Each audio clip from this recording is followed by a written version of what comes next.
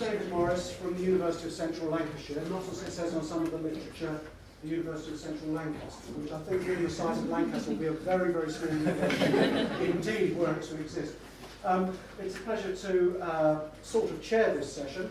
We have 4 presentations for you. Quite unusual to have 50% of presentations being presented by somebody called Martin, but not statistically significant. I think we're giving us only 4.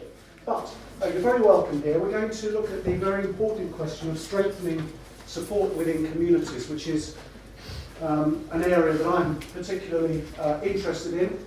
I head up something called the Centre for Citizenship and Community, which is a partnership between the University of Central Lancashire, the RSA, the Royal Society for Arts, and some other organisations, including the SSRU and Martin Knapp. And I'm very interested in this question, as you obviously all are too. Norman Lamb talked about it being very important for services to recognise the value of communities, and it's good to hear a minister saying that. But I do think there's a lot more to it than recognising.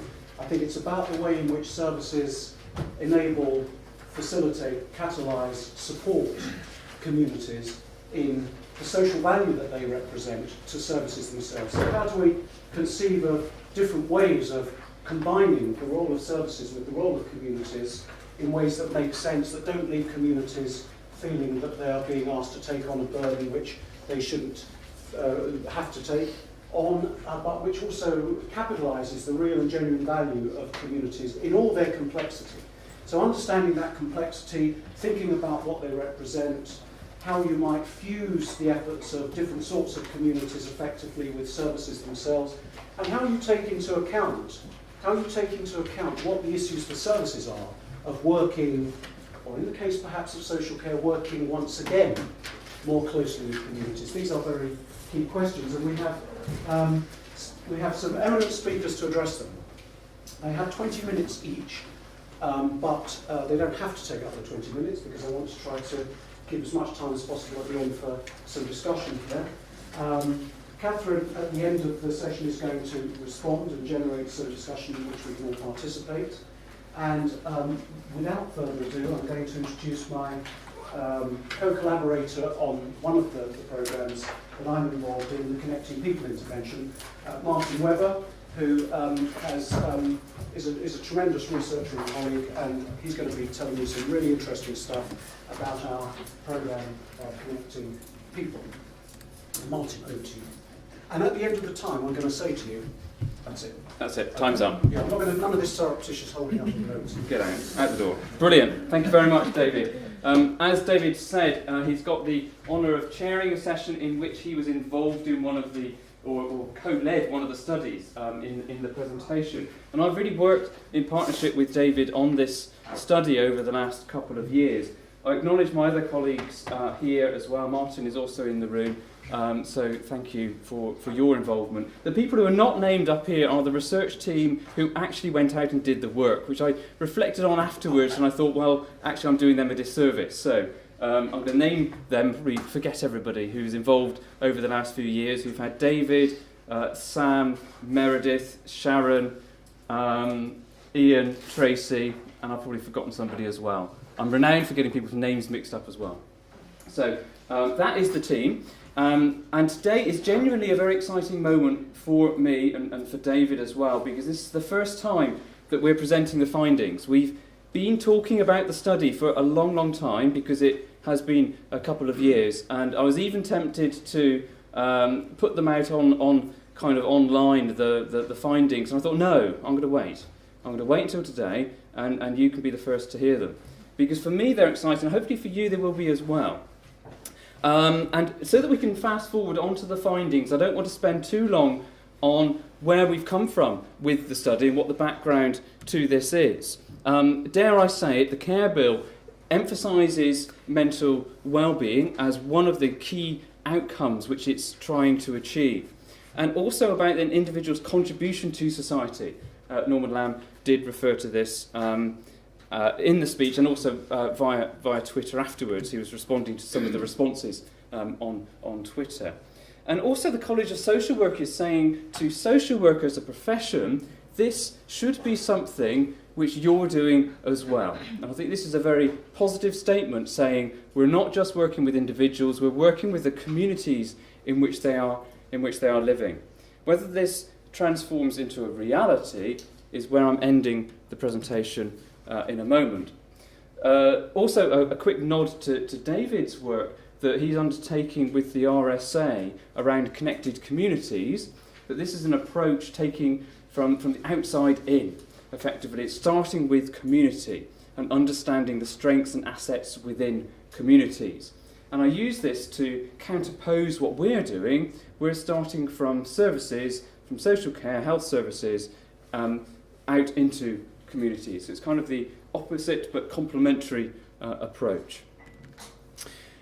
The theoretical background, again, if you've heard me talk about this before, you'll be very familiar with it, is the notion of capital and the notion of investment in order to secure a return. I'm more interested in this one than the one at the bottom, although that is indeed important. We're looking at the assets which accrue through relationships. It is through the contacts which we have with other people and the benefit that we gain from that. Now, this is something we take for granted. We all have, most of us have, some people in our lives, but do we utilise the resources and do we contribute? Is there reciprocity in terms of those relationships and resources? That's the theoretical underpinning of the study. And the background in terms of why this is important is that the literature says that if you've got access to social capital, your wealth, your power, your status, all of the things which society in general sees as being important are also enhanced. Now, of course, for people who use mental health and social care services in particular, they are disadvantaged in terms of their access to this wealth of resources through networks by the very simple fact that their relationships are not as strong, the networks are smaller, and the resources which they can obtain from those networks is also less than in the general population. This is just some of the research which is suggesting that links and connections have been found between access to social capital and depression, an inverse correlation, and also the fact that, and I think this is really quite important, people who have access to higher levels of social capital experience fewer incidents of discrimination. This is people with severe mental health problems. So it does do something in terms of people's quality of life. It helps recovery, and it is associated with discrimination experiences. And this is the inequality that I'm referring to. We've got a standard measure of access to social capital, which we are using as the primary outcome in our study. The general population is up here, and any sample of people with severe mental health problems or people receiving care for depression in primary care is, as you would expect, below any kind of general population average. This is a pure quantitative measure in terms of counting resources available through networks. It's not a contextual measure about the importance of those resources to an individual. So there are obvious limitations with the methodology. But it's a good proxy in terms of an individual's access to this notion of social capital within their network. So the challenge of the study was, can we change this at all? Can we intervene to move people from the dots which are on the lower side of the graph up a little bit towards the general population? If we are, that for me is suggesting there's a positive outcome. And that was the aim of the study. The other aspect to the study was trying to influence policy. And in the case of mental health policy, it's influencing NICE guidelines, which currently are rather short on social interventions, as you might well imagine. Now, this needs, therefore, to produce evidence in a particular format to influence these guidelines. We're not able to do that just yet. We've got that on our horizon. So the development was initiated within a kind of a pathway towards undertaking a trial. So that meant if we were intervening, we needed to be able to articulate what the intervention looked like, we needed to model it, and we needed to provide a framework in which we could measure outcomes. So SSCR very gratefully funded 2 studies to allow us to do this. The first allowed us to model, design the intervention, and the second to test it.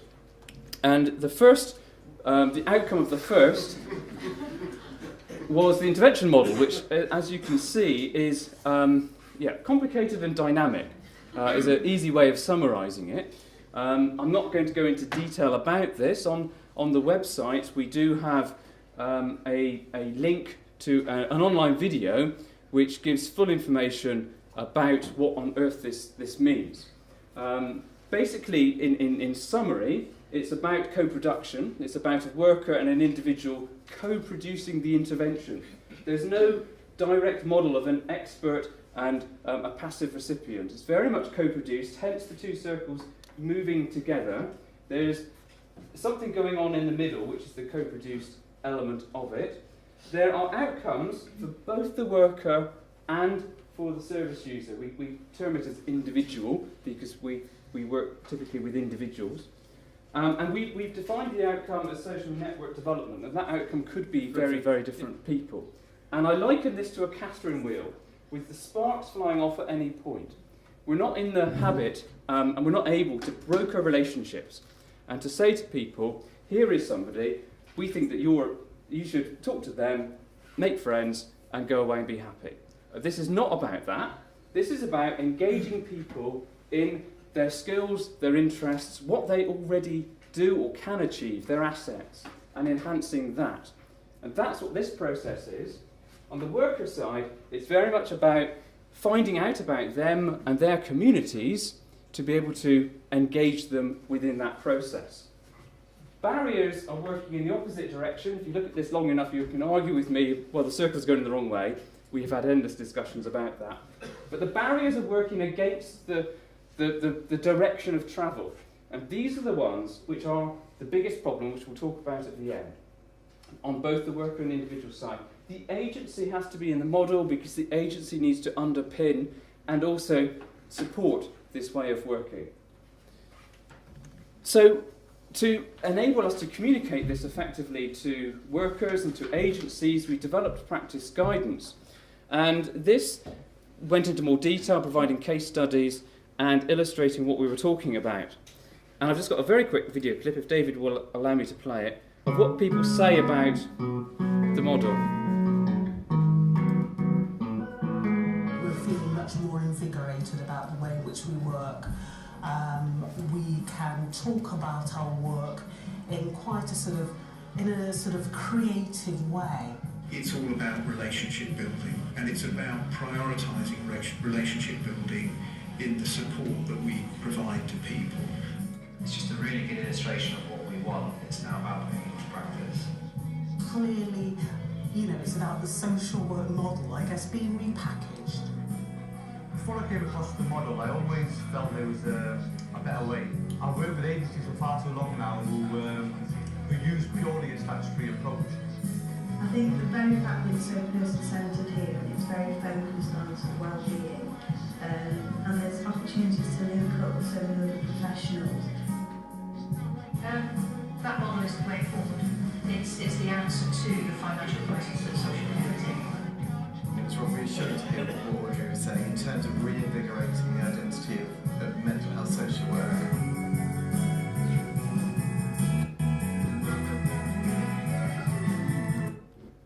I can assure you that none of the SSCR funds were put towards paying people to say what they did. These were their genuine responses in terms of their thoughts about the model and their practice. So, the second stage was saying, can we approach agencies with this package and encourage them to put it into place, and does that improve outcomes? And that's really what we're going to be looking at today. So we were about effectiveness and cost effectiveness, about its implementation, and then to look ahead to a trial potentially in the future. So in terms of the methodology, we've termed it a quasi-experimental, and we worked with initially 16 agencies. 14 came through and provided data with us. And the intervention itself was effectively 2 days of training, which we provided to the team as a whole. And they then recruited for us, for the study, new referrals coming into their service so we can measure outcomes for them. And we were looking particularly at access to social capital, wellbeing and social participation. Linked to this was an economic evaluation, which the details are not in your pack, unfortunately, because we've just now finished the slides. There's a couple of slides on that. But we hypothesised that if people were working according to the model, this thing called fidelity, then that will be associated with improved outcomes. If I had time, which I don't, I can talk to you more about fidelity measurement, which has bedeviled us and is quite a complicated thing. But suffice it to say that that's what we're kind of using as our measure of whether or not this is being done in practice.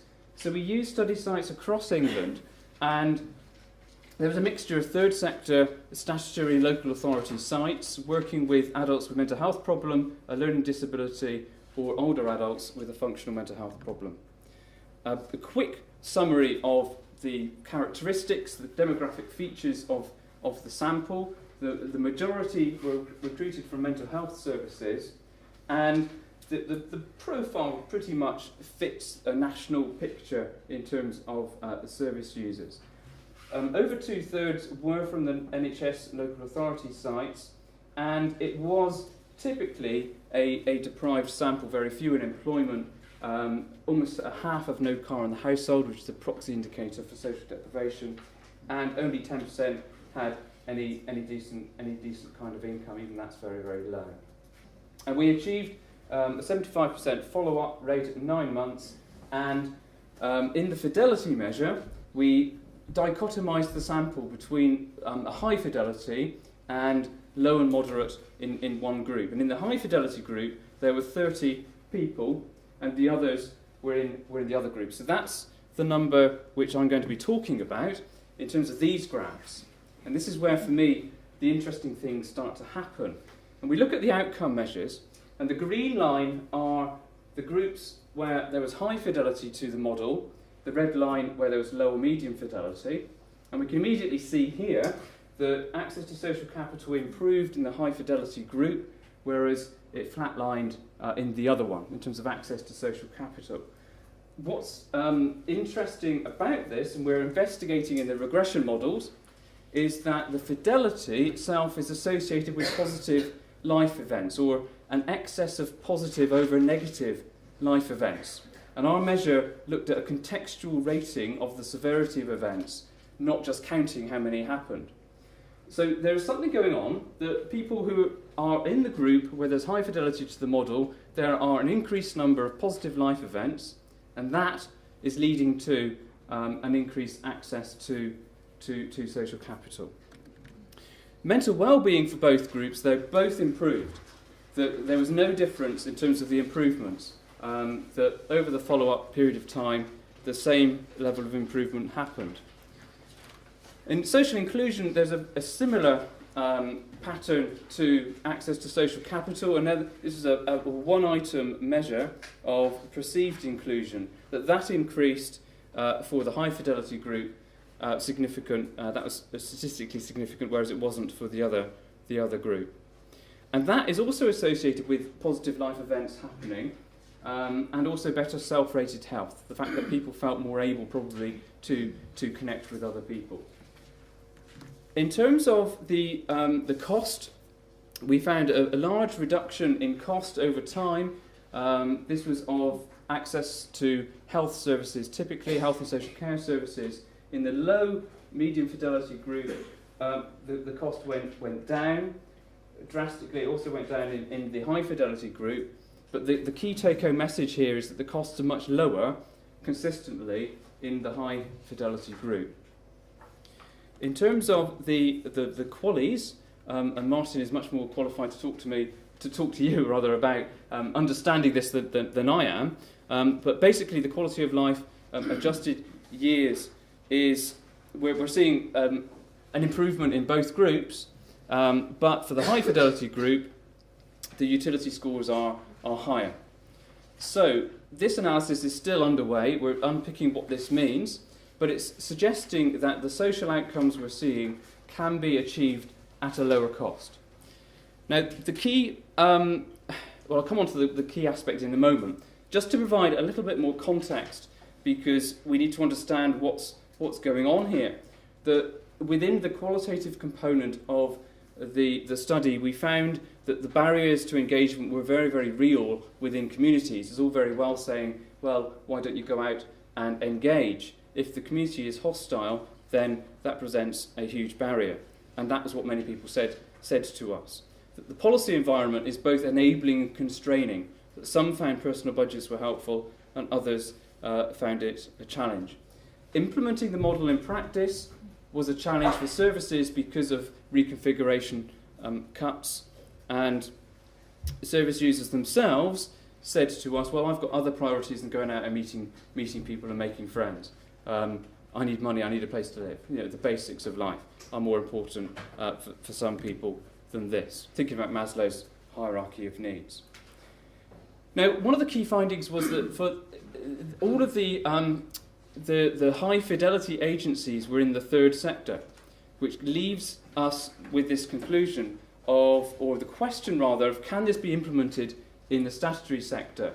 And that's really where we want to take this next. Very much about the ethos of the agency is impacting on the ability of workers to take on and work within this way. If there's no workload provision provided, or it's not worked into a workload model, if there's no capacity provided to work in this way, or if supervision doesn't focus on it, or training is not provided, and so on, then this doesn't happen. So that's why a whole team or whole agency approach is required. And leadership is key. That where it worked well, we had strong leaders driving it forward and bringing it up at team meetings as well, and keeping it on the agenda. These are just some of the things which service users were telling us that they had experienced over the 9-month follow-up period in terms of what they did, in terms of meeting new people, engaging in new activities, enhancing existing relationships, and working and contributing within their community. I'm not going to dwell too much on the well-being because there's rather too much on the slide, and it's in the pack. People were saying very mixed things there about what was working and what wasn't working. I just really want to end on this point, and this hopefully will lead into some discussion later on. Firstly, there is a feeling and a very strong argument which says that complex social interventions cannot be articulated or modelled or evaluated. And one thing which we have shown within this study is that, well, we think that they can, that it's a difficult task, but you can do that. Also, we have found evidence that you can enhance individuals' networks and at no greater cost. But, and there's always a but, implementation is the big challenge. It needs to be fully supported within agencies. Workers need to be released, they need to be given permission. They need to be told that they are allowed to work in this way. The focus on KPIs, service reconfigurations, public sector cuts, and all the rest of it is, of course, never going to leave us. So it's the challenge of how do we do this within a statutory context, within that environment. And that's kind of the final question I've got. Is it possible in the statutory sector? Thank you. Thank you, Martin.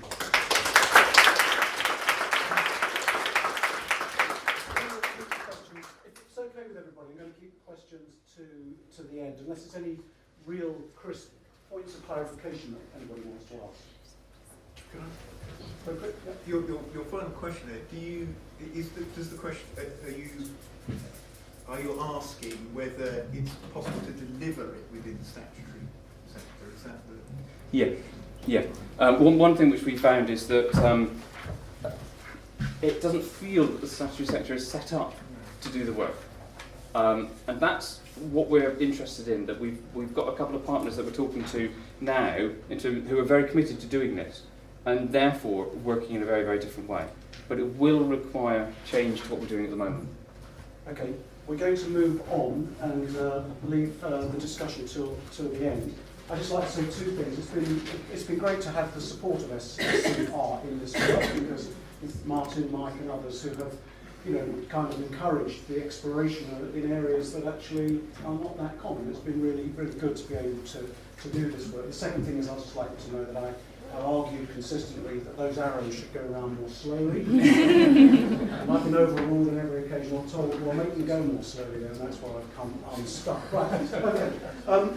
The next presentation, people will be not need any convincing about the importance of community engagement for older people. We're going to hear from Lisa and Sinead, I believe, about shared lives and supporting older people in the community in that context. But I know that the other colleagues, Ann Netten and Nadia Brookes, are here in the room somewhere, are they? Yes, hello.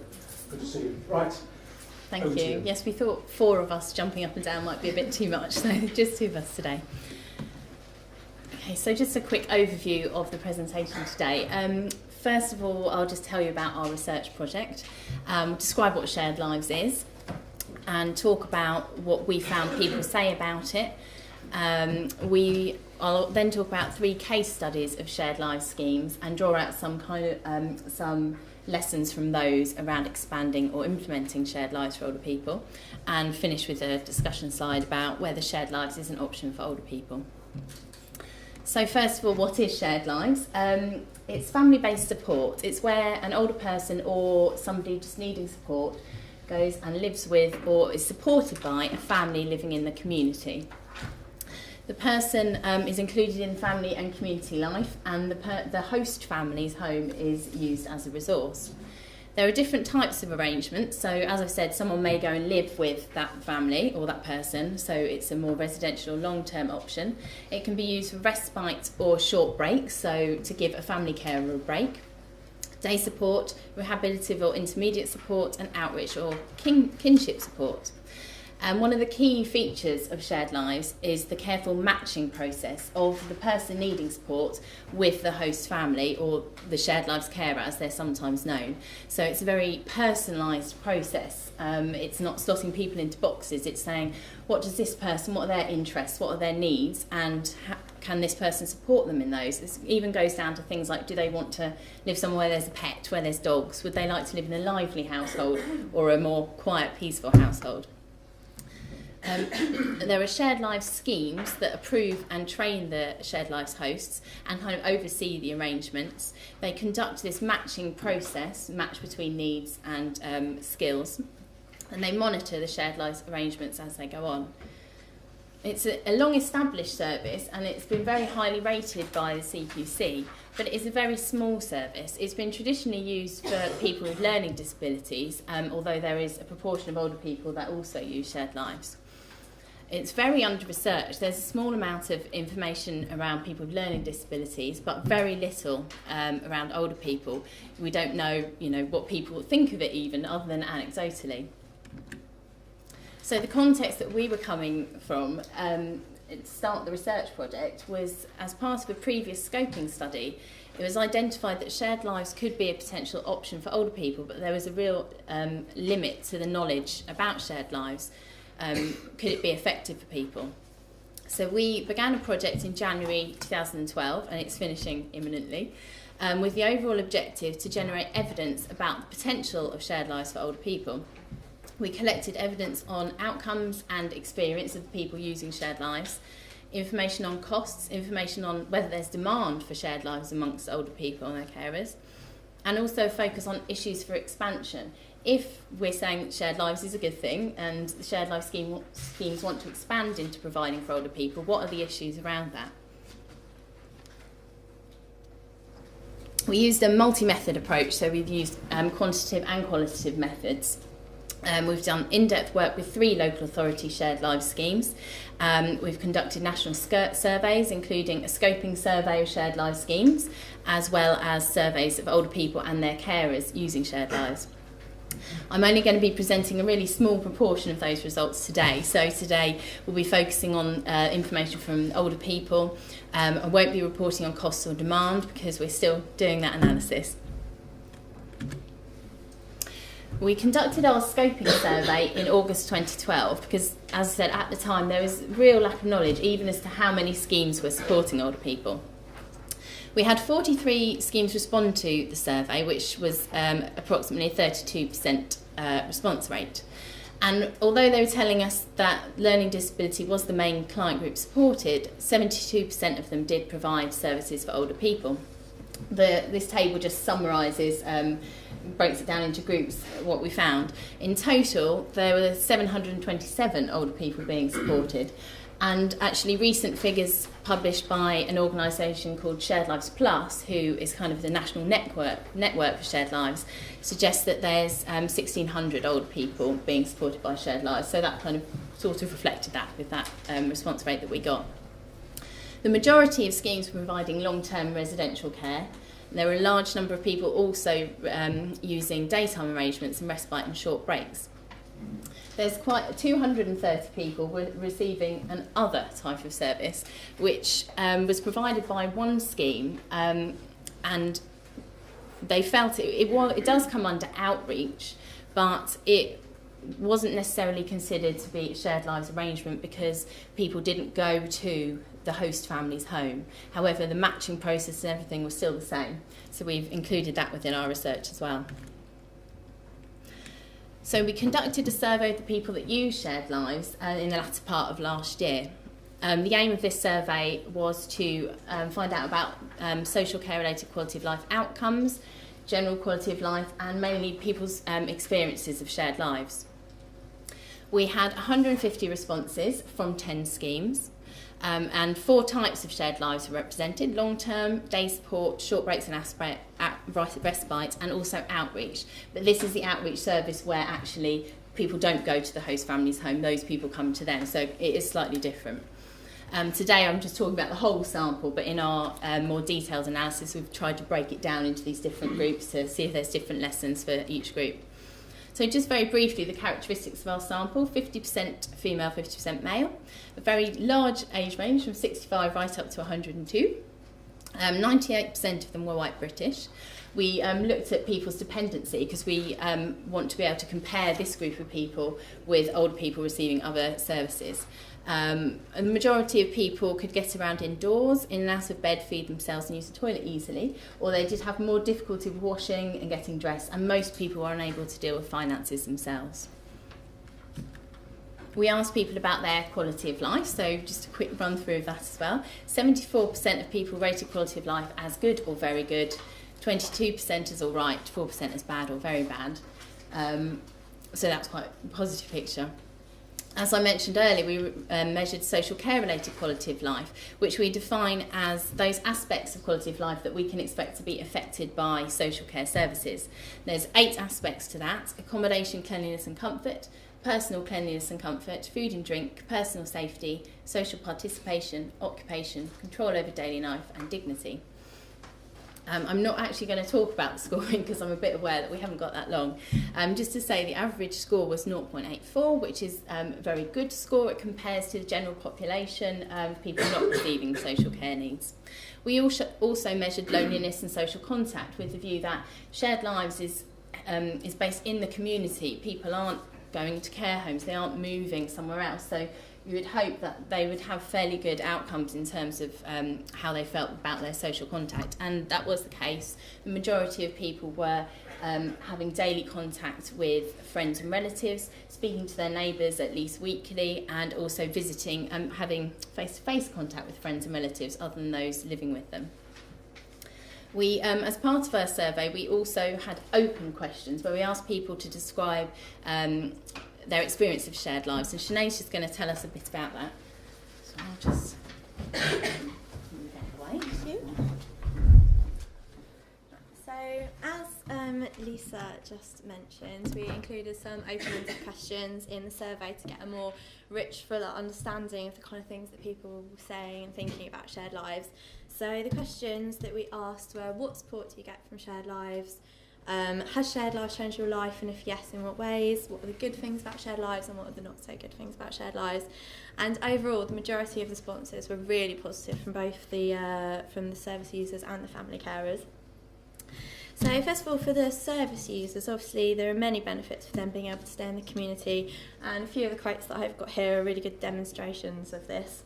So company and friendship was something that came out of the responses quite a lot, with many of the service users considering the shared lives host to be a friend, saying how they're well cared for by friends, but also many other people mentioned friendship as one of the good things about shared lives, and that was people using all the different types of shared life service, and never feeling lonely was an important benefit to some.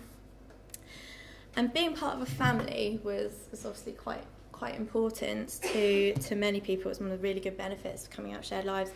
And this quote here about being made to feel part of a family gives me confidence, and a feeling of being wanted and not alone demonstrates the benefits you can get from this feeling of family belonging. But this person wasn't even in a long-term placement, they were just in a day support service, which can just be like a few hours a week. So even those few hours have made such a difference. This person made them feel like they really belong. And people were able to feel fully integrated into their new family. So this gentleman describes how he'd been in the service for a number of years and been able to see his family grow. And also, it came out quite a lot, isn't it? Because they're not just part of the family, but they're also part of the community as well, their family's community. So it came out quite a lot that the service users appreciated having a shared lives host as someone else to talk to and different to socialise with. But it didn't just stop at the shared lives host, it also opened up the opportunity for them to see other people. One lady described how their shared lives host takes them out in their wheelchair, where they get to see neighbours, etc. Obviously this is something that they wouldn't get normally if it was up to them themselves. And yeah, having someone different to talk to and a change of scenery was mentioned a lot, because for a lot of these people, the family carer is the only person that they'll be seeing day in, day out. So having someone else to talk to is appreciated by a lot of people. This lady describes how she also gets to go out and meet new people thanks to shared lives. And also having something to look forward to can make a great difference to people's lives and can break up some of the monotony that they might find day to day. Demonstrates how much it can mean to someone, how it gives them something to look forward to and a purpose in life. Again, this was just someone using a day support service, so just 2 days a week. Quite a few people made a favourable comparison of living with a family to living in residential care, and also how much they've managed to gain control over their day-to-day life now that they're in a family situation, with this gentleman describing how in residential care they had limited choices, but now they're in a family setting, they have much more choice over what he wants to do, where he wants to go.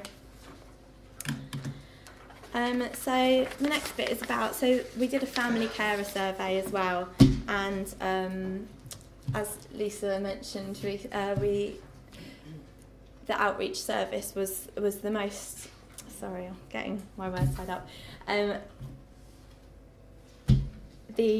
So all of these quotes come from the outreach service, which although it isn't traditionally seen as a shared life service, they still do the matching process, and it's still meaning a lot to these people. This one lady describes how it's invaluable, these couple of hours that she gets a week, just a couple of hours. And lots of other outreach family carers said how life without shared lives would be very grim, and without their help they'd find life very hard to cope with. And shared lives doesn't just enable the service users to reintegrate into the community, but it gives the family carers an opportunity to do so as well, either to socialise when they wouldn't be able to normally, so meeting their friends when they wouldn't be able to, or seeing other members of their family, or being able to stay at work. This one describes how she gets to retain a bit of normality in her life thanks to shared lives.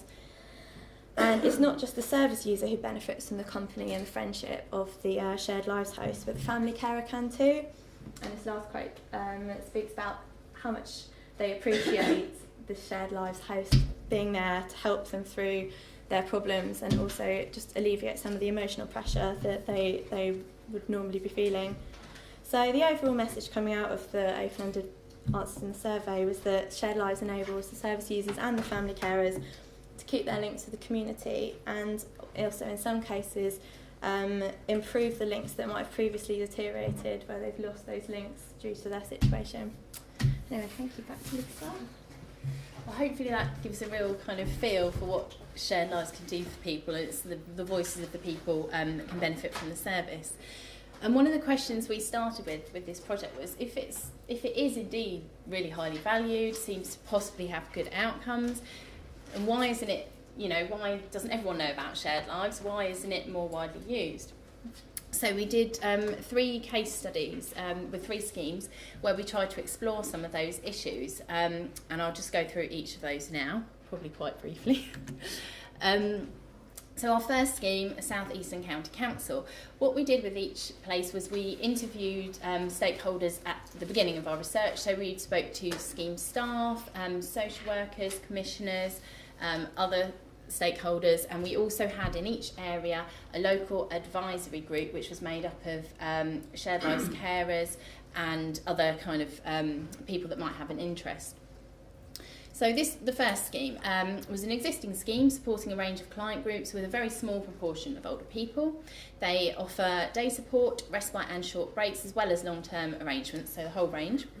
And the starting point with this area was that they really saw the value of shared lives for older people, wanted to expand. They felt a real barrier for them was raising awareness with social work teams. 3 minutes, okay. And they'd had a previous project where they had tried to increase arrangements for older people already. However, over the 12 months that we, between the first interviews and the last interviews, they had very, very few referrals and some inappropriate referrals where actually the people were too frail to be in shared lives. And we were trying to explore the reasons for this. There were some real contextual factors that had a really big impact. There was major restructuring of the council, which meant loss of previous links. So a commissioner that had really championed shared lives was no longer there. It took them a long time to kind of get that link in.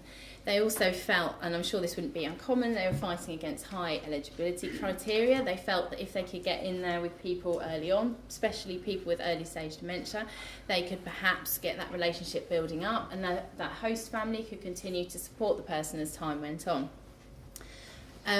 However, they wanted to continue this, even though they'd not had success so far, and they did want to focus on people with dementia. We explored with them what might help, what were the barriers, and they really felt that having a specific project that focused on this with resources as a particular worker to take the work forward would really help. I'm actually going to skip my next one and go on to the third case study, because this was slightly different. It was an existing scheme that focused on people with learning disability, and they did get funding to do a new project focusing on people with dementia.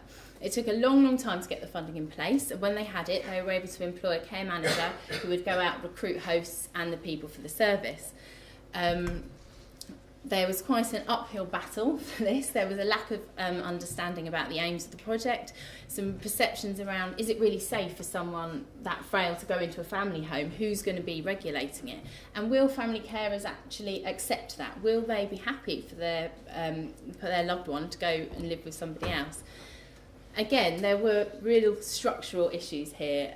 Loss of contacts through restructuring, lack of support from senior management because they were within the learning disability team, so they had to get in there with older people, senior older people's people. But they really felt that having this key individual to drive it forward was very, very positive. And they were starting to get referrals, but I think it's quite an important point to note that it took 6 months from the start of the project to actually get to that point. So the resources did need to be there to get that work going. So hopefully in this very quick presentation we demonstrated that shared lives can be a positive option for older people. It's very much valued by them and the family carers, but what came out of our project was that it's still really not considered part of mainstream provision. Most schemes in our scoping survey were already supporting older people, so it's a case of building on existing provision, and there needs to be support from local authority management and adequate resources to do that.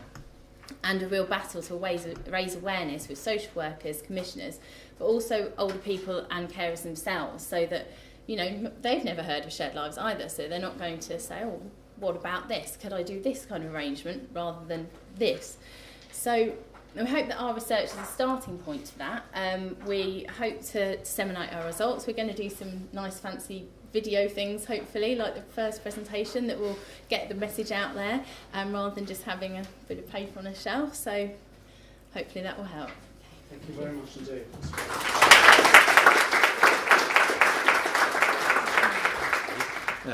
And what we were looking at was building community capacity. Those of you looking disappointed not to find the slides in the pack, I apologise. It's kind of a bit of standard for me to be a bit late with slides, I'm afraid, nowadays. Okay, so why? Why are we interested in building community capacity, or in the role of building of community capacity more generally? A number of things there. You can see, if you were to Google on those terms, for example, you would find links into discussions around social capital, community capacity, and so on. A whole range of arguments which support the roles of communities, and most of those will play very directly into the social care context as well. And I put at the bottom there, and in fact Norman Lamb, right on cue, said this earlier, this offers an opportunity, perhaps offers an opportunity to stretch available resources further. He gave some figures about the rise in the real cost of social care, the change in the balance between the number of people who are in the paid workforce and reliant on other people paying taxes over the next 20 or 30 years. Those put additional strains on the system, which was already struggling to meet the needs of individual people. So perhaps there's a role for communities from the economic point of view as well. So I'm going to focus on that economic bit. The study that we've been doing has looked at some other aspects, but it's primarily focused on the economic case for building community capacity. And so, if I just whisk that down, that's the only bit of movement you're going to get, Martin. That's as sophisticated as I get, okay? And it doesn't whiz around, it'd be wonderful if it did. But I mean, lots of different ways in which we'd evaluate community-based services, of course, and I put a whole range of criteria there that we would use, and I put cost effectiveness down there. You may want to suggest there are things missing there or disagree with some of those, but these are the sort of criteria we see being used to judge how well services are being delivered, particularly community-focused, community-based services. So, what is the evidence in this area? I'm just going to put 2 or 3 slides up which summarise evidence from previous areas. I'm just going to hold this up as well. This is to make sure that Catherine is kind in her comments to me. This is a report that there's a couple of reports that TLAB produced that Catherine's written. This one, Building Community Capacity, Evidence, Efficiency and Cost Effectiveness, is wonderfully accessible. It's quite short and concise, but gives a very good run through of much of the evidence. That was published a couple of years ago, and I'm sure there's more stuff coming through that particular route. So what does the evidence tell us? Some of these things. Social capital, Martin talked about that quite a lot already. Social capital has many potential benefits, whether it's for health, there's one reference here, but there's lots of references in support of these different statements. Social capital can improve health, can improve educational attainment, economic growth, a whole range of things. Volunteering, we know, has all sorts of benefits, both for communities, for people who are being supported, quotes unquote, and of course for the volunteers themselves, perhaps as a pathway into employment. We know that social support, we know the absence of social support kills people. So people who are socially isolated, Andrew Steptoe's work, people who are socially isolated are more likely to die. And knowing Andrew Steptoe and his work, that probably adjusts for everything you can possibly imagine. So it's probably a pretty robust result. Early intervention, we know, through the community setting, is very good at preventing the use of more intensive, more expensive services, which themselves can be not necessarily desired by the people who are using them. Some more evidence. Co-production. We know that co-production has the benefits of helping to change behaviours in some cases, and therefore to improve individual outcomes and service outputs. Independent living with appropriate community support has a whole range of benefits, and personalisation has a whole range of benefits, things that you would probably know already. So there's lots and lots of arguments. I've taken some of those key words often associated with community focus and shown some of the connections into the sort of benefits that we would want to see for a social care system. Now, some work that Margaret and Annette and I did with Tom Snell a few years ago, when actually Catherine was at the Department of Health and a commissioner at that point of this work, we did a very, very quick and ugly bit of modelling research looking at the economic case for community capacity building, community capital, we called it in the paper. And I'll just show you one slide with the three main results on there. We looked at 3 types of intervention: time banks, befriending, and community navigators. I'm not going to go through the details in those little boxes. I'm happy to send the slides or the paper if anybody wants it afterwards. But what you can see there is, in each case, the cost, the first bullet, is generally smaller than the economic payoff, the second bullet. It's a key issue, a moot point about how big is the short-term cashable saving to government, public sector generally, because that might have quite a bearing on how much investment public sector makes in this area. But these, from very simple pieces of work, we were trying to understand the economic payoffs.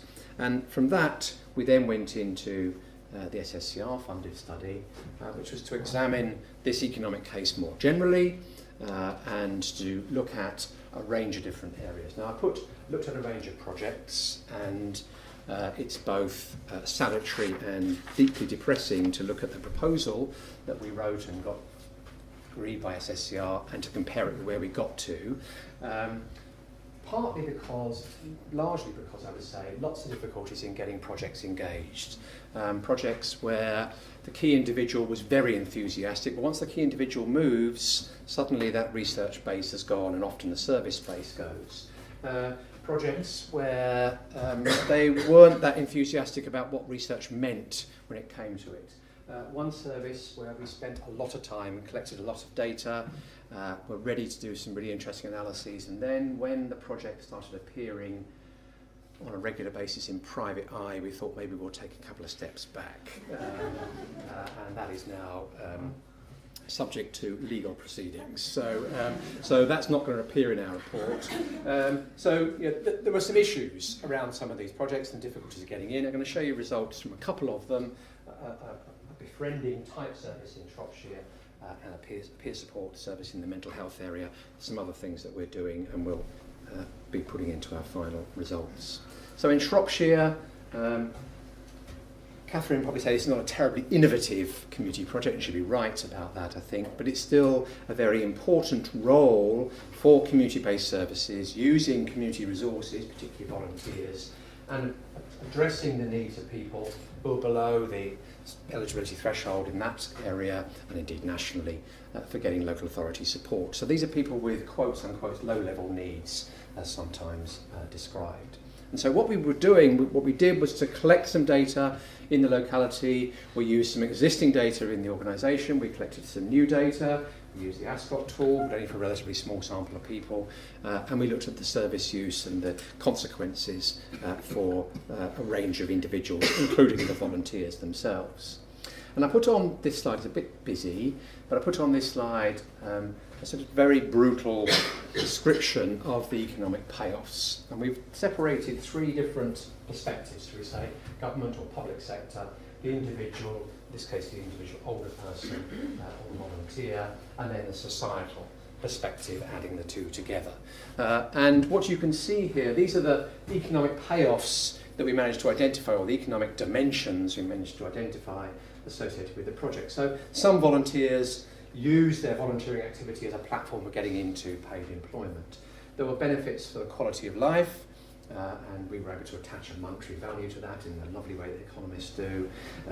There was service use, there was care home admission, this is service use being avoided, care home admissions being delayed, unpaid care, actually a cost, and the cost of the scheme itself. And that allowed us to then estimate the net benefit per service user, the net benefit per volunteer, and an overall economic equation, which suggests that this scheme is probably a net cost to the public sector, relatively small, but there are sizable economic benefits, including attaching an economic value to improve quality of life for the individual and then overall for society. So the sort of work, we've got more refinement to do of these data, particularly to try and break it down a little bit further. But generally speaking, what we're seeing is, again, reinforcing this economic case for a community-based approach to addressing needs. In the other area, another project I'm going to talk about briefly, a peer support scheme in a part of London, focused on people with mental health needs, again heavily reliant on volunteers. It's a locally run service. uses fairly conventional, I would say, peer support approaches in the mental health field. And our data here from a small sample of people looking at their experience of the service, and I'll show you a similar picture here.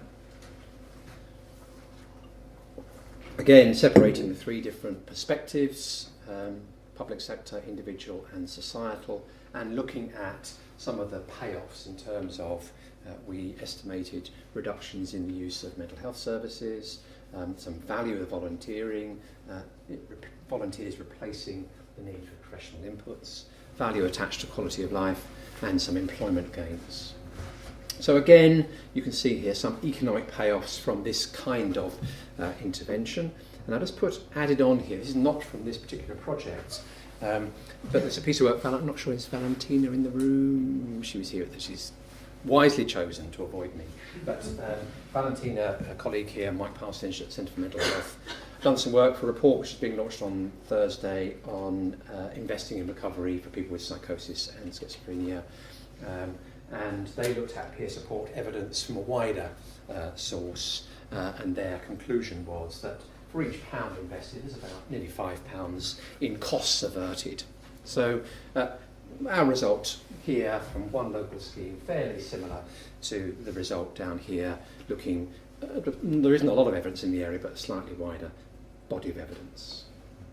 Okay, and I'm going to finish with this final slide. I've got my disclaimer. Pleased to see that most people today have had the disclaimers. A couple of references there. I think Catherine's report is there if you want to get more information. So thank you, Dave. Great, thank you, Martin, very much.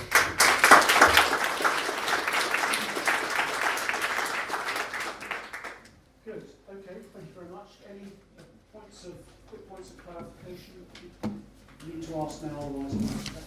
Okay. We had three really fascinating and complementary presentations, and I guess we can now move to have some discussion. So to help us focus that discussion, it's a difficult job, but if anybody can rise to the occasion, it's you, Catherine. Catherine Wilton from Think Local Act Personal, and where else? What else, Catherine? The role is from our association. Yes, I work with you obviously in the Centre for Citizenship and Community, and I run a leadership programme for leaders in how to create the conditions for strong communities as well. I work independently though, so with lots of different people. Thank you very much, and very nice to say that if anyone can rise to the occasion, I can. It's quite a big ask really to hear three pieces of really, really interesting research and quite groundbreaking in many ways. Had the slides on Friday, I think, and need to respond. And obviously you don't hear everything that people are going to say. So I've been furiously taking some notes.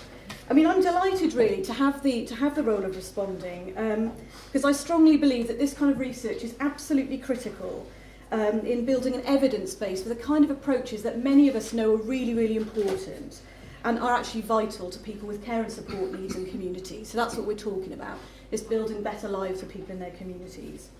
And in the work that I do across the country, when you ask people what they need to build a good life for them, they rarely say, oh, I'd like a really great range of fantastic services. I mean, they might need some of those things, and eventually if you probe, you might get there, and you might kind of like start to think, well, how can those services change? But most people, if you ask them what they need for a good life, are going to be talking about having friends, being able to get out and about when they want to, being involved in the local community, being able to get involved in the things that are universally available to everybody else, and to feel a sense of belonging and to feel safe in that community as well.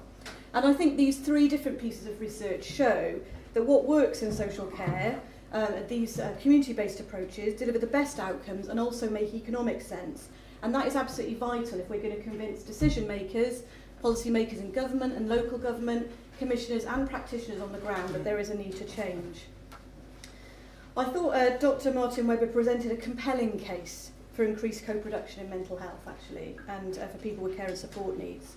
And I thought it was really significant, the actual cohort that you were working with, people on really, really low incomes. And what was really great about this, it's focusing on people's assets and skills and building links with people in the community, rather than just looking at them as burdens on care, because we hear all these research about how terrible the world is, but what you were focusing on was people's skills and assets. And what was really interesting from the videos was that people were saying that this was really all about relationship building and that it had reinvigorated social work for them. And I kind of think that says it all, really. This is the way that we need to be going. So this approach gives better outcomes for lower costs, I think you said, which is also amazing. And it was a really great example of a practical model, which sounded like that was quite light touch in terms of the training setup, even though you recommended that as longer term and ongoing support needed to keep it going. So the questions for me are that the culture of organisations seems to be so important and leadership is so key. How can we grow more of those good organisations, and how can we grow more of those leaders that are going to give permission for workers to work in that way? And also, the people were talking about the connections between agencies and the whole system working, and I think that's really, really important as well. How do we get the whole system to work better together to enable social workers and people who work with people with care support needs to actually do what's needed? And the other thing I thought was really quite stark was how the voluntary sector organisations you worked with proved more effective at it. So what does that tell us about public sector organisations and how they need to change? And what do we need to also do to work with communities themselves to reduce some of those barriers to people participating, so that people don't have a hostile response or at best a non-welcoming response when they try and get involved. So shared lives, that was fantastic. A really, really convincing account of a model that could play a major role, I think, in addressing some of the, arguably the biggest policy challenge facing this country. And I really could get a good sense of how this approach could transform for better the lives of older people and families, and that it's not just about the older people themselves, but it's actually the benefits that the families get, so that idea of mutualism. What's also interesting, I think, is that Shared Lives and its sort of sister scheme, Home Share, we've got a growing housing crisis in this country. It shows all the signs are getting worse and worse. And at the same time, we know that loneliness and social isolation has a major impact on mental and physical health. So how can we, I think the questions are, how can we mainstream this approach so that more people have access to shared lives opportunities across the country? And how can we address some of the cultural barriers and social mores that could restrict the growth of shared lives, perhaps, because people don't like to talk to each other perhaps anymore or get involved too much in the neighbours' lives. And at the end of the day, we're not going to achieve what we want if we can't convince those holding the purse strings that they need to change. And Martin Knapp's work that I'm very familiar with and presentation was a powerful and convincing run-through of the growing evidence that is being brought to light about the social and financial value of co-production building community capacity. Now, I think the Shropshire Help at Home scheme is great. I sort of feel I have to defend myself. It is great. But what I think is interesting, what I'm particularly interested in, is schemes where you have more mutualism, where you have that peer support, actually had more of a financial value, so that we know that whilst befriending is great, how could we make it even better by making it more of a mutual thing and thinking about the assets that the older people have got, as well as just seeing them as somebody that we need to go and talk to every now and again. So how do we get this information to people that matter? How do we get your research more widely known so that we are actually changing the mindsets of people in town halls who are making decisions, who need to do things to change the services that are provided or commission different services, not to cut community development, and actually to put people and communities at the heart of the decisions that are made locally. Thank you. Thank you very much. Okay, well now we'll throw it open. If you could, you have any questions, if you have any contributions, anything you want to say, please say it. If you could address what you're saying to any of those questions, that's all to the better. But if you have other things to say, that's also fine. Please say who you are briefly. Don't need a full CV, just the name and where you're from. Okay, check the back. Hi, I'm Bryn Lloyd-Evans from UCL. I was interested in hearing from Martin Webber a bit more on his views on the question you left us with, really, about can the Connecting People intervention be implemented in statutory settings and what would need to happen to achieve that. And I also wondered about your views on whether the variation in fidelity that you talked about is just due to the kind of enthusiasm or competence of the different provider agencies, or whether there are also differences in the characteristics of the individuals receiving high or low fidelity support. And I'm particularly struck by the slide you had on the costs. The baseline seems to be so much higher than the low fidelity group, what that was about and what that reflects. Any more questions for Martin? Right.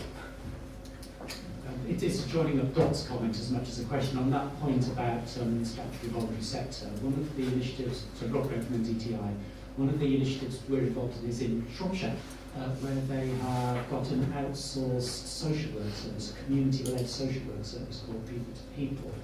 We're working with them on the rollout of the learning from that. And one of the clear conclusions there is that being outside the statutory sector has enabled staff to begin to behave in different ways, which has led to vastly better outcomes and significant financial savings for local authority in terms of the cost of care and support packages. And kind of when asked why, and it's not a formal piece of research at this stage, I hope it will become one, their answer is simply we didn't have the confidence that we would be trusted to be creative when we were in the statutory sector. We didn't think we had permission to do these things, so there's a kind of overarching cultural behavioural issue that people are identifying. Thanks very much for that. I'm going to ask Martin to respond to that first point, and Martin, if you could.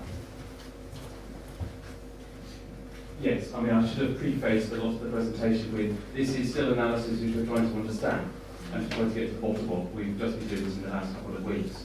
And you're absolutely right to point out that those in the low, medium fidelity group, the costs are much higher in the statutory sector. Many of them at baseline possibly had longer inpatient admissions, for example, and that would have counted in the high baseline figure. There is an interesting question as to whether the needs of the two groups are different, and that is something which we're going to be looking into in more depth. What is interesting from my perspective in terms of outcomes is that the access to social capital of the low medium fidelity group was actually higher at baseline, even though they were needing a greater amount of input from health and social care services. And to see that the change that we were able to produce, or the practitioners were able to produce in the voluntary sector for a group who were, in a sense, with weaker networks, was interesting. But yes, that needs to be put in the context of people who are accessing voluntary sector and third sector services are likely, in some sense, to be in a different place in their recovery journey than those who are still within the statutory sector. Although, of course, there is an overlap between the two. I can't kind of deny that. The first point about implementation, this is really crucial. And one of the agencies we're talking about are writing it into the workload expectation of practitioners, for example, that 10 or 15% of their time is spent on community engagement work as a, not exactly as a performance indicator, but it's written in there, so they're given permission to do it.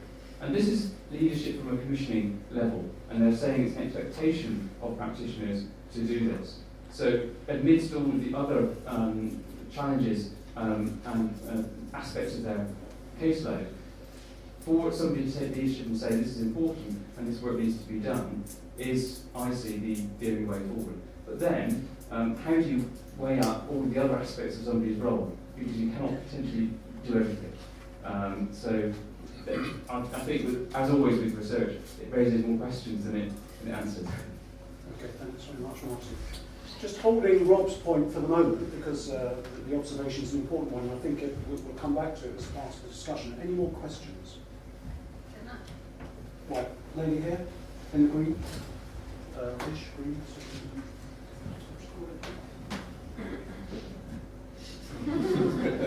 I'm Ann Williams from North Primary Service Centre in Bristol.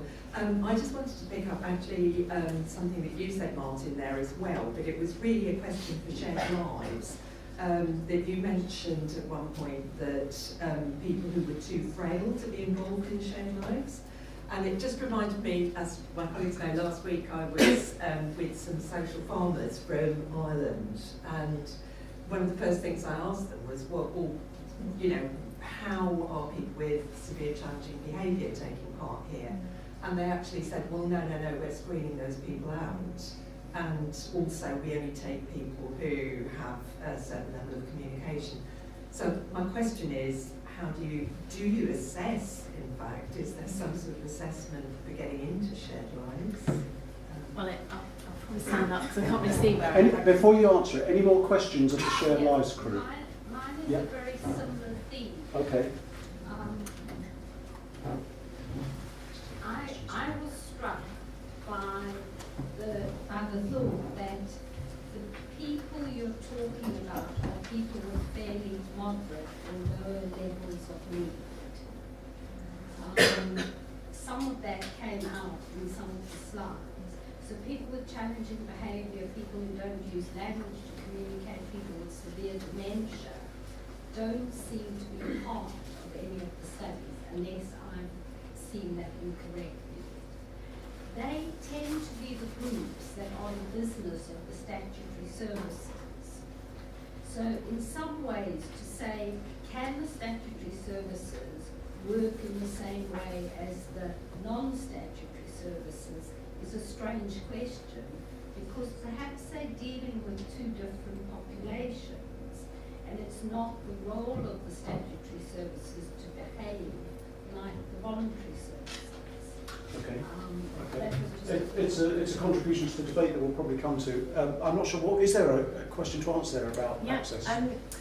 The schemes that we were working with were all based within local authorities, so people came through the assessment process. There are third sector schemes as well. I think that the shared life schemes would not say we don't take people with this level of need. They would always say if they've got a host family who could cope with that need, be it, no matter what their need is, then they would have that person. I think in reality, when someone's needing a lot of care overnight, they're probably not going to be assessed as being suitable for shared lives. I think that's fair to say that's the reality. I was going to say, as someone on the Shared Lives Approval panel, I think it's the actions of the social workers who are saying and publicising and encouraging people to buy those services that fundamentally affects what Shared Lives can deliver. And it's that shift in thinking to say, and to work in long term with shared lives, that I'm looking for, if you like, which will move that. I think you're right. That was one of the main barriers that people were talking about. It's convincing the social workers to actually consider it as an option rather than just go, right, care home care. They need to be thinking about shared lives. And I think the feeling from the people we interviewed was that if a social worker has had a good experience of shared lives, they talk about that and share it. So it was how can you get that knowledge shared between teams rather than just have one person that knows about it. But that's a bit about going back to the question of who's commissioning this and how much commissioners can shift the course of what's being done, which was the point that Robbie made in the room, wasn't it? Any other questions? Yes. It's just a question about shared life that's sort of for the whole panel of people that have spoken. You mentioned that. Sorry, who are you? Sorry, the 98% of. Sorry, who are you? 98% is an unusual name. I'm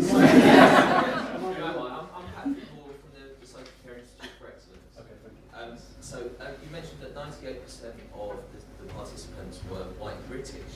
So I was interested in that, just from the perspective of building social capital in areas that are more diverse and have a bigger sort of population churn. And does anyone have a view about the differences and the different challenges in growing social capitals in areas that are more diverse, perhaps in our bigger cities, compared to some of the other areas which may be more homogenous with a more settled population? Anybody got a view on that? I could say briefly, I think we shouldn't be making normative judgments about different types of communities. That people from different ethnic groups, access to social capital within some communities is very much richer and greater than in other communities, and it's also much more diverse. And we can make very clear assumptions that just because somebody is located within one community, the practice should be different. I think what we should be encouraged to do is to engage with people in terms of how they identify themselves within their context and their communities. One of the big aspects of the ideas around social capital is bonding and bridging, and that means that people have both connections with groups which are more diverse with themselves, and also with those who are homogenous. And should the goal of the practice be to bridge or to encourage people to bond, or both? It's real, yeah. Any other views on that question? Okay, then it sort of takes us a bit to the observation that there are, and Catherine's pointed out, how do you shift culture? What is it to shift culture? What is it to grow leaders in a community engaging culture? How do you develop this in services? And so that we've heard a point that actually it's much more difficult to do if you're working in a statutory service because of this kind of work you do, and there'll be others who have different views. What do you think about this? Lady at the back.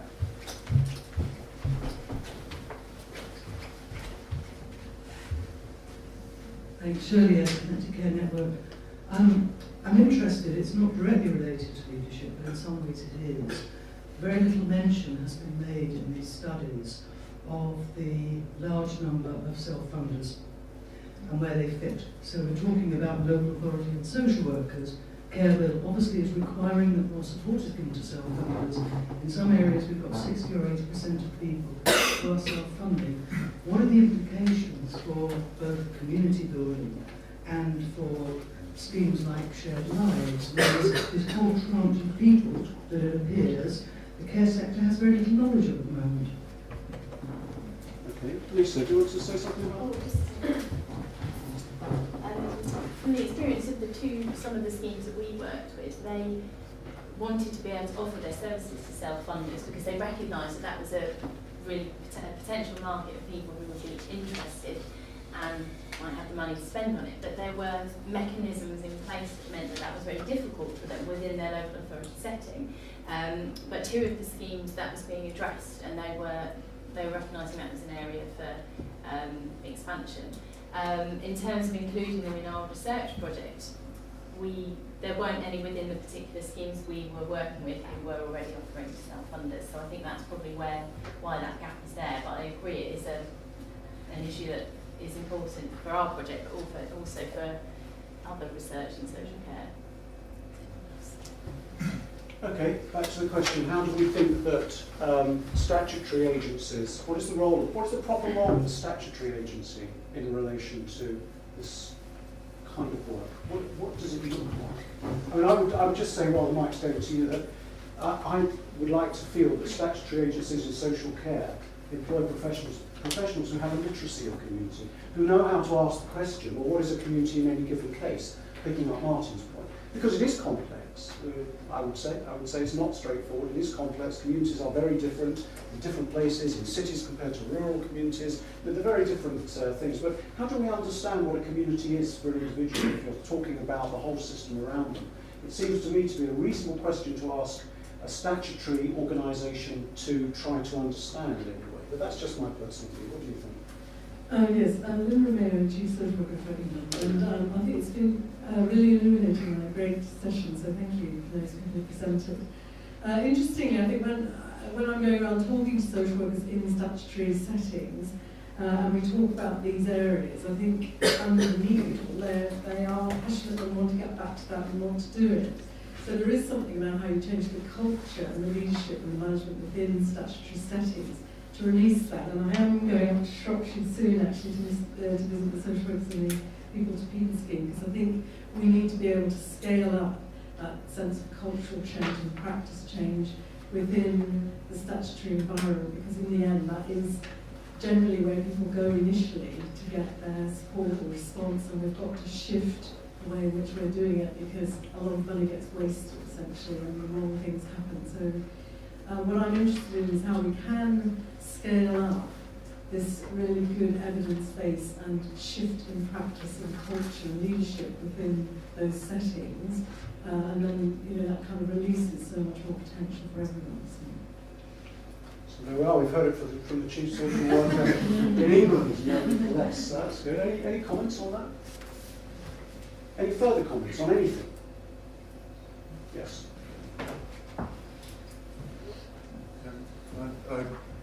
I recognise what you say about. Sorry, Paul Swift from North Rhine Research Centre and various other places. I'm a freelancer. I recognise what you say about the role of the third sector, and very much agree with that. And lots of my experience with working with people with learning disabilities suggests that the people who are really good at doing this are small third sector organisations that are very flexible. But they're the ones who have the most trouble getting the money. They find it really difficult to negotiate with commissioners. They don't seem to be highly valued by commissioners. And there is a concern to me about the amount of money that's on the table for new entrants to actually come into the market and challenge existing services. Okay, thank you. Any closing comments? One here. Sorry. Yeah.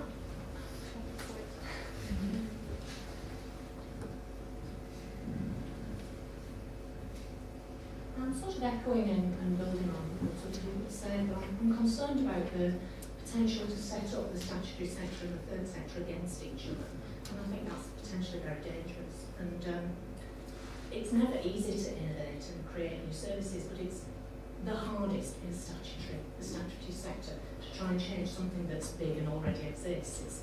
It's easier when you're starting with something new in the third sector. I'm not saying it's easy, but I think that needs to be borne in mind, and to echo what Lynn said about statutory sector social workers, want to have a relationship, a relational approach to their work, but it's very difficult in a sort of procedural environment. And we shouldn't ever underestimate the degree of pressure and stress under which social work teams are currently operating either, and that's not being unrealistic about that. We need to take that into account. But I guess part of this is a different form of co-production, some way of rethinking the relationship between highly regarded and very important professional staff and the communities from which the service users that they work with come, and taking all that into account. I would say that the session has probably exposed some really useful contributions to that debate. We mustn't underestimate the fact that 10 years ago we weren't having this discussion. We are having it now, and that's to be, I think that's to be applauded. We're all playing a part in that. So, can I just ask you to thank our speakers and our rapporteur, or discussant, preferred English, over here.